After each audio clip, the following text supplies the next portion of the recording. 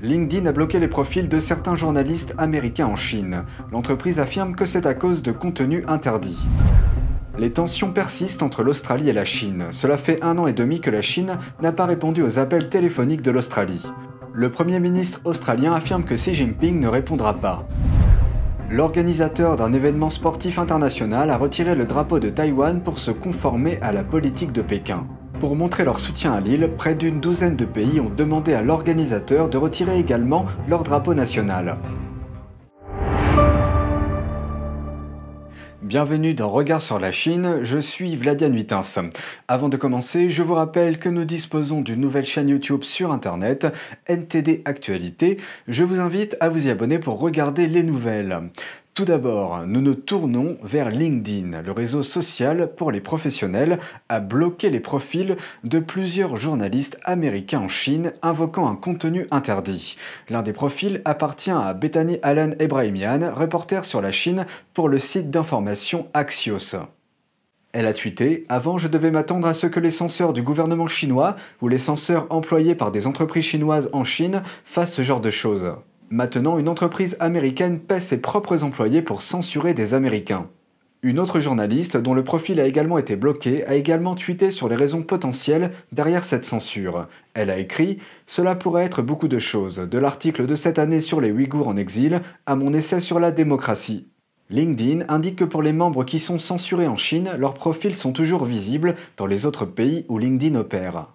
Et une organisation de défense des droits a fait part de ses inquiétudes. Dans une déclaration, le PDG de PEN America a écrit, je cite, « Si le comportement de LinkedIn est normalisé, cela envoie un message aux entreprises du monde entier, laissant croire qu'il est normal d'obéir aux exigences de censure de Pékin à l'échelle mondiale. » La Chine est l'une des plus grandes bases d'utilisateurs de LinkedIn et LinkedIn est la seule grande entreprise américaine de réseaux sociaux autorisée à y opérer. Mais cela a un coût, celui de censurer ses utilisateurs en Chine. En comparaison, d'autres entreprises technologiques qui ont rejeté la censure de la Chine y sont toujours interdites, comme Facebook et Twitter.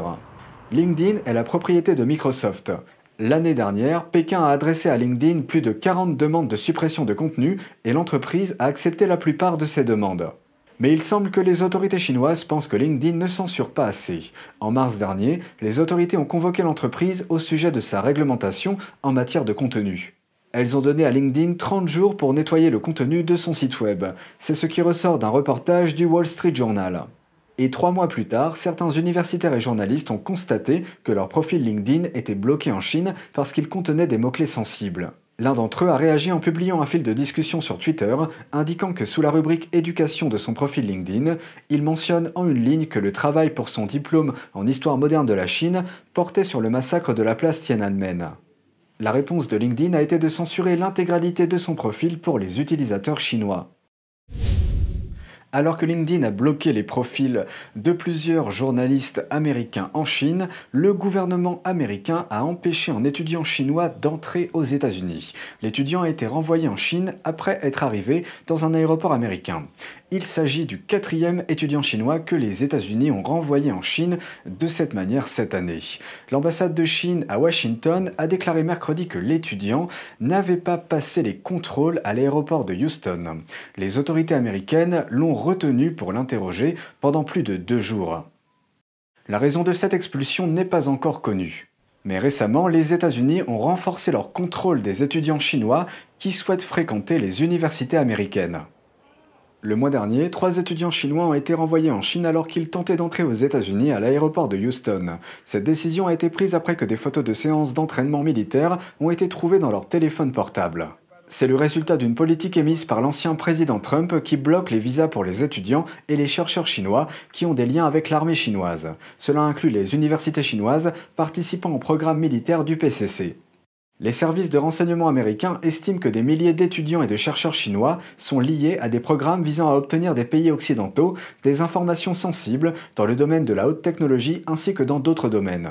En outre, les enfants des auteurs de violations des droits de l'homme sont confrontés à une situation similaire.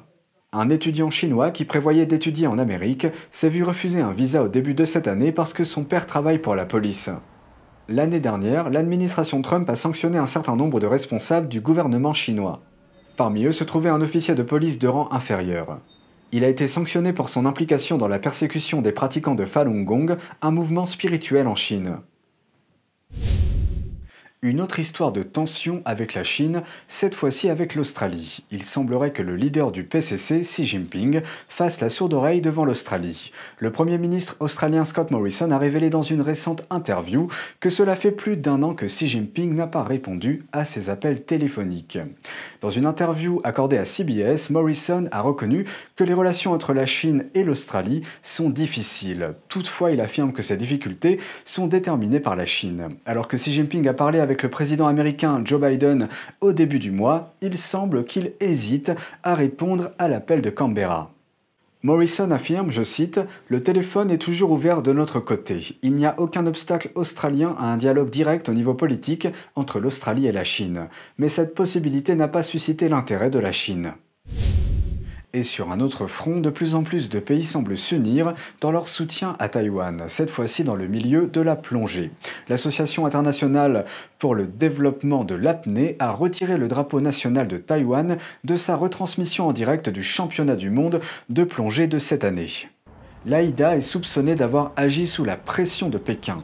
5 athlètes taïwanais ont participé à la compétition, mais sans aucun avertissement, l'organisateur a retiré le drapeau national de Taïwan de la retransmission du sport mardi dernier, le seul drapeau à être retiré parmi les 44 participants de la journée. Le président de l'AIDA, Alexandru Rosu, a présenté ses excuses à l'équipe taïwanaise, mais a déclaré qu'il n'avait pas l'intention de remettre le drapeau en place. Le Japon a montré son soutien à Taïwan. La branche japonaise de l'association AIDA a demandé à l'organisateur de retirer également le drapeau japonais, affirmant qu'ils étaient prêts à partager la même douleur que Taïwan. Et d'autres pays, dont la Russie, les États-Unis et l'Allemagne, 11 pays au total, ont demandé à l'AIDA de retirer leur drapeau en soutien à Taïwan. De retour en Chine maintenant. À l'approche de l'hiver, la Chine tente d'apaiser les craintes de pénurie d'électricité. Mercredi dernier, Pékin a demandé aux compagnies de chemin de fer et aux autorités locales d'acheminer le charbon indispensable pour les services publics. La crainte d'une pénurie d'électricité en Chine monte en flèche à l'approche de l'hiver. Le parti cherche maintenant à apaiser ces craintes. Mercredi, Pékin a ordonné aux compagnies de chemin de fer et aux autorités locales d'expédier leur livraison de charbon pour les services publics. Les principales régions industrielles chinoises sont confrontées à des coupures de courant, notamment dans 3 provinces du nord-est. Les quelques 100 millions d'habitants de ces provinces souffrent également. Cet employé d'une supérette de Shenyang a déclaré que le métro était toujours en service, mais que l'eau et l'électricité étaient coupées. Les gens ont dû acheter des bougies et emprunter des chargeurs portables. Ces restrictions interviennent après une collision entre des réserves de charbon limitées, des normes d'émissions plus strictes et une forte demande manufacturière qui a poussé le prix du charbon à des niveaux records. Cette situation s'est accompagnée d'une réduction de la consommation d'électricité à l'échelle nationale. Dans la ville de Shenyang, qui compte 8 millions d'habitants, une coupure de courant a touché la ville pendant environ 8 heures il y a 2 semaines, laissant les rues dans le noir complet. It was completely dark. I could see nothing because the power was cut from everything. I ride an electric scooter and the light of the scooter was on. Everything else was dark. Les fonctionnaires ont assuré aux résidents que tous les foyers auront du courant et du chauffage. Mais dans les faits, le rationnement de l'électricité reste en vigueur. L'endettement n'est pas seulement un problème pour les entreprises chinoises, mais pour le pays tout entier. La dette publique cachée au niveau local en Chine représente désormais plus de la moitié de la taille de l'économie du pays. C'est ce qu'affirment les économistes de Goldman Sachs. Cette dette est liée à des investissements locaux qui ne sont pas déclarés par le gouvernement central. La dette des gouvernements locaux en Chine a atteint 8,2 billions de dollars l'année dernière, plus du triple de ce qu'elle était en 2013.